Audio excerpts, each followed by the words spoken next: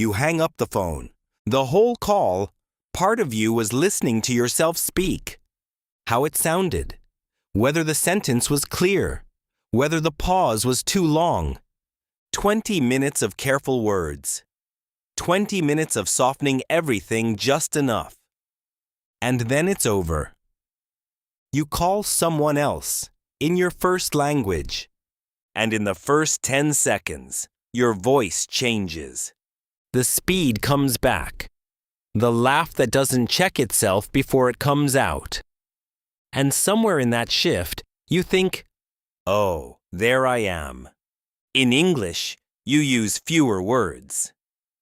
Not because you don't have them, but because every extra word is one more thing that could come out wrong. So you edit. Before you speak, you edit. You take the full thought, the one with texture, the one with edges, and you remove the parts that feel risky.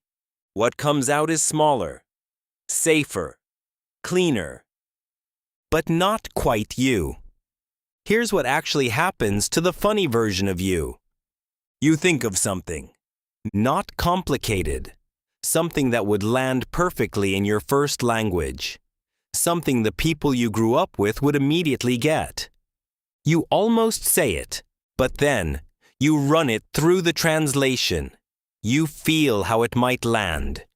You imagine the half second of confusion if no one gets it. And you delete it, not out loud, in your head, silently. And you say something safer instead. And the funny version stays inside. Again. And it's not just humor, it's opinion. In your first language, you would say, that doesn't make sense. In English, you say, maybe there's another way to look at it. In your first language, you would say, I disagree. In English, you say, I think I see it slightly differently, but I might be wrong. Not because you became less confident, but because disagreeing in English takes more precision than you have in the moment. And imprecise disagreement feels more dangerous than no disagreement at all. So you choose the easier sentence, the safer opinion, the version that needs less explaining. And soften. And soften, until what's left sounds like someone who doesn't have strong opinions. Which you do. They're just not making it out. After a while, people start to form an idea of who you are based on the version of you that English lets through.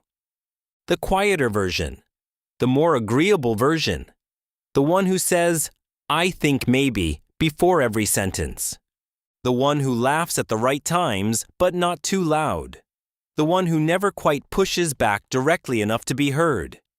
And that becomes, in their minds, you. But it isn't. The version of you that exists in your first language is louder, faster, more direct, has opinions that don't come with apologies, tells stories that go somewhere unexpected, makes jokes that don't need explaining, uses 5 words where the English version uses 15 and still says less. There's a moment most people who live in a second language know very well. Someone says something to you in your first language. Just one sentence, maybe 2. And something in your body relaxes. Not slowly, immediately. Your shoulders come down. Your voice changes pitch. Your hands start moving. And then something else happens. You stop monitoring. You stop listening to yourself while you're speaking. You stop softening everything before it leaves your mouth.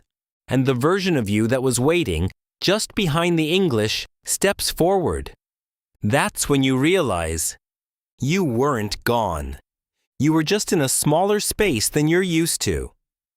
You learn to use the easier joke, the safer sentence, the opinion that asks for less explanation, not because that's who you are, because that's who you could be in the space you were given, and the full version is still there. You hear it when you call home.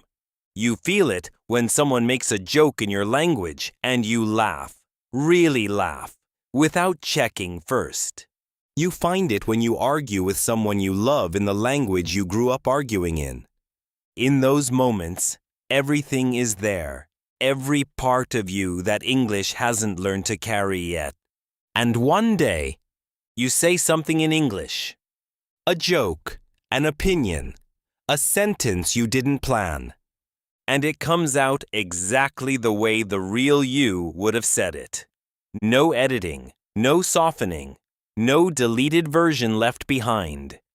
And you think, oh, there I am, again. Tell me in the comments, in which language do you feel most like yourself and why? I read every comment, and I'll see you in the next video.